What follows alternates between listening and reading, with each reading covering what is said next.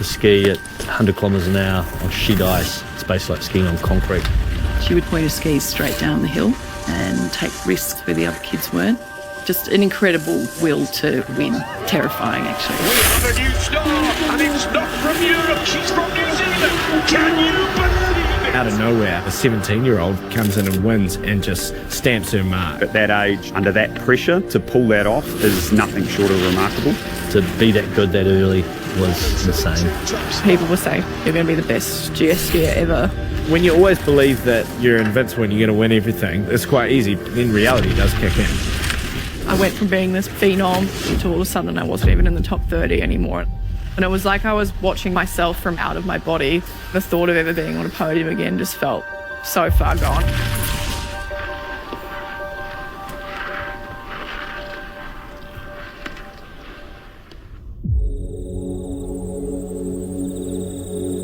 Well, it's funny actually, when she was really little, she was quite sickly. We thought she was a bit of a weakling actually. As she got older, she just sort of got more and more into competitive sport. She was very strong-minded, very strong-willed and competitive. Would sort of leave everything out on the court or on the field, for sure.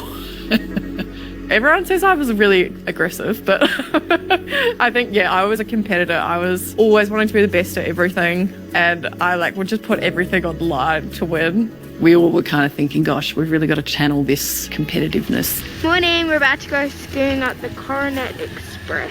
Growing up in a place like Queenstown was absolutely amazing. So many awesome opportunities, community was so strong. I think that's the reason why I got into skiing, having the access to the mountains. I think I started doing ski racing during the school holidays. I saw some girls in really cool pink race suits and I was just desperate to have one. That was a bit of a contributing factor to wanting to level up my ski career, was that I was really desperate for one of these suits. I think one of the first. It was your second one, but yes, you definitely wore it. I wore it to death. I remember I was so in love with the suit. It was everything I wanted. She was definitely always charging from the beginning. You could tell she was laying it down quite well for someone who was young, and just that fearlessness. She would point her skis straight down the hill and take risks where the other kids weren't.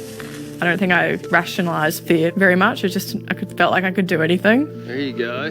Good. When I was growing up, I always knew I wanted to be the best in the world at something. And when I won my first race, even when I was 9, I had in the back of my mind that this was the future that I was going down. In all honesty, the first time I saw Alice make turns when she was 8 years old, I thought to myself, she could go all the way. She just had the feel, she had the touch, and no fear. She's just brave in everything she does. I first saw Alice free skiing as a 12-year-old, and I went to her father and said to him that she's going to be a champion in terms of raw talent and physicality and mental fortitude. She's a whole package. I think I thought I was quite good probably since I won my first race and I was 9. Realistically, the first time I thought that I was quite good was when I won this kids international race in Canada called Whistler Cup. Tim Caife was coaching her and he said, I think we need to take her to Europe to just see how she goes against everyone else.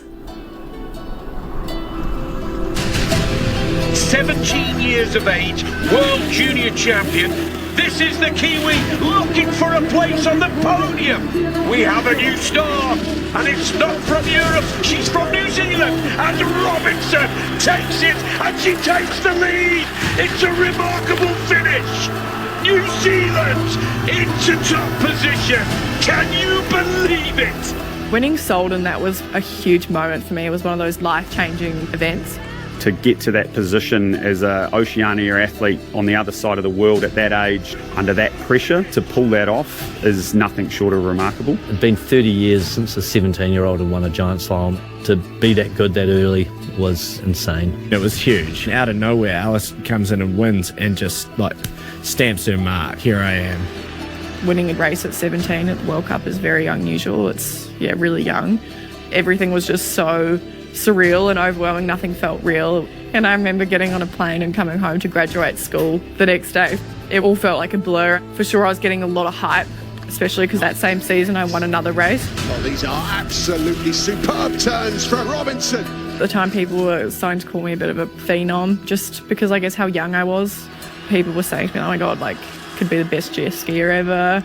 You're going to win all these races, and it's cool to be in that position, but it's also a lot of pressure. Robinson into top spot. It was all the attention. Normally for people going from being a child racer to being a World Cup racer, it's a 7 or 8 year process. And there's all these little things that you learn over time and you build up your confidence, you grow your maturity. For her, that happened in basically a year. And you've got the brain of a 17-year-old from New Zealand, and all of a sudden your focus goes on to all the things that aren't as important.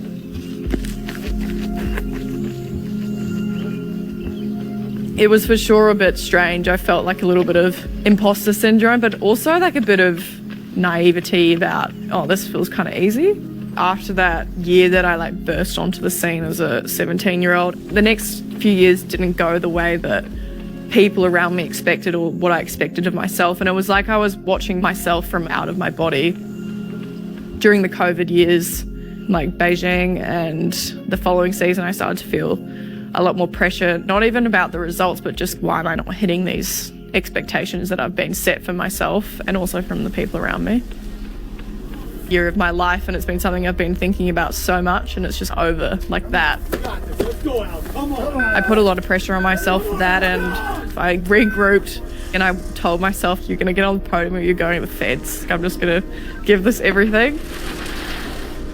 And I just completely like blew up. I did end up in the fence, so.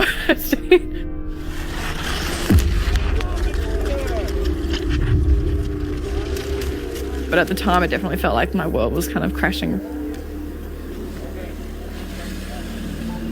Post Beijing to the end of that season was definitely the hardest 5 weeks I've ever had to do on tour. Just not mentally well. And that's when I fell out of the top 30 in GS. So I kind of went from being this prodigy that's expected to be the best GS skier ever to all of a sudden I wasn't even in the top 30 anymore. Paul Robinson will not finish. During that time, the thought of ever being on a podium again just felt like so far gone. That was definitely the hardest season that I've seen her go through. It is difficult for me because she's my daughter. She's, you know, you're always wondering about their well-being and it's quite an unusual life that she's leading. So you definitely worry. It just felt like I was surviving, and I think that's when I knew that I had to make a big change if I was going to keep doing this, because otherwise, like, what's the point? Yeah, my spark for the sport had just completely gone. And that's when I called up Tim and Nils, like my now coaches, the 2 Kiwis who live down the road, to come back and be part of my team. Things have kind of just started going uphill from there in 2023 till now. When we started working together again, I could see just how deeply in the hole she was in her own head. That was this challenge really of taking a phenom who succeeded very early and then went slightly off the boil, and then she's like, well, how was I good to begin with? I've known them both since I started ski racing, and I just was thinking about it, and I was like, you know, I got here when I was 17 and these were the guys that actually got me there in the first place. They don't just see me as like another athlete, they see me as Alice, you know, the young girl that grew up in Queenstown, and I wanted those people around me again that really understood who I was and where I came from.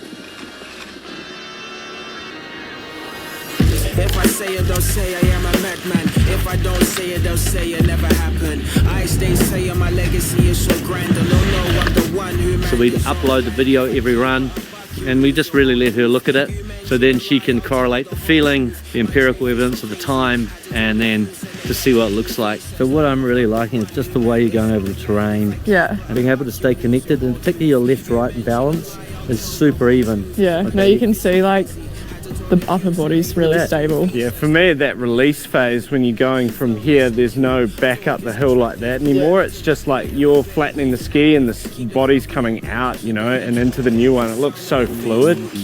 We changed technique, we changed some of our equipment, we made a really focus on the fundamentals. But the other thing that we did is we made it fun again. It's easy to learn if you're in a good mood. We're a family team. We're all there because we want to be there. And that vibe, that's what carries you through in the last month of the season when everything's starting to get tough. The New Zealander Alice Robinson with 3 World Cup giant slalom victories to her name, but nothing for a little while. She got her technique really solid, all of a sudden the speed came back, the consistency came back. She was finishing every run. That made a massive difference. And this is direct and fast and aggressive from the New Zealander. Alice Robinson flying towards the line. She's second. When I got back on the podium, that kind of felt like the biggest relief / proud moment. Finally felt like I'd seen the light, and also that reassurance that my gut instinct of what I needed to do was right. It opened my eyes to what was possible. Yeah, and it was pretty emotional. It was a proud day. Having experienced that before and then having missed it for so long, to have that opportunity again, I just felt like all the kind of suffering was finally saw a light. Alice Robinson, so consistent this season, picks up 3 podiums. That gave her a massive amount of belief. Skiing with calmness and clarity allows you to make good decisions on the course. It's not just going autopilot, it's not just destroying the course and getting to the bottom and go, how was the run? And that's simply because she is good enough. And getting another win, it was really emotional. You would have expected it to have happened so much sooner, and it was kind of this monkey on my back to kind of end this drought. As Robinson absolutely flying, Alice Robinson for the lead by a massive 0.94. It was just perfect kind of day. That was exceptional. That is going to take some beating. Robinson to the top step. And it just led into the World Champs the next week and getting New Zealand's first medal at a World Championship event. It was all these amazing things were starting to happen for me, and it just felt like, okay, big decisions and big moments and hard moments have all paid off to bring me to where I am now. And I feel so much stronger for it. Alice is our family. Alex, our physio, is Alice's best friend. Tim and I have been with Alice on and off over the last 10 years. So we are very much family first, and then a ski team second.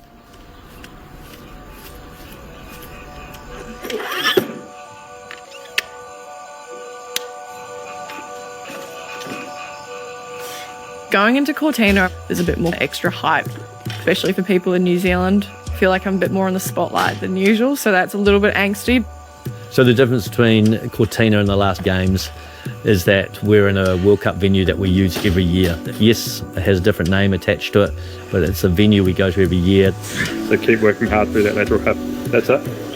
It's definitely unconventional and a bit of an outsider amongst the traditional skiing countries. So it's kind of like a semi-David versus Goliath kind of situation. Representing New Zealand overseas and being such a kind of outsider, for me it's such a privilege, and it's so cool to represent our cool little country on the world stage. Yes! Success for me, it's not determined always by the outcome. If she lets her skiing doing the talking, I think the outcome will take care of itself. She's number 2 in the world, and there's going to be a lot of pressure on her. We just want to prepare as best she can. We want her to be happy, we want her to be relaxed, we want to have form coming into the event, we want her to be injury free, we want her to be healthy. There's so many factors that can influence outcome, but we want to control the ones we can. We want her happy, we want her confident, and we'll see what happens on the 15th of February. How good can she be? Alice can win the overall globe, which for ski racing is a huge deal. There are a lot of things that have to line up in order for that to happen, and it's our job to make sure that those things line up. Great people make great athletes, and Alice is definitely a great person. Her perfectionism, her determination, she gives 100%. She knows what it is to be a world-class athlete, and as a coach or as a person just watching her, I'm in awe. I really think that as she gets better and better and older, she's just going to keep winning. She's a champion, and that's what champions do. We're all incredibly proud. I mean, it's been an amazing journey, and she just sort of continues to surprise me with what she's able to take on, and she does seem to take it all in her stride. It's incredible. My mentality from when I was 17 to now is completely different. I was so free-spirited, and I was so we're just going to smash this.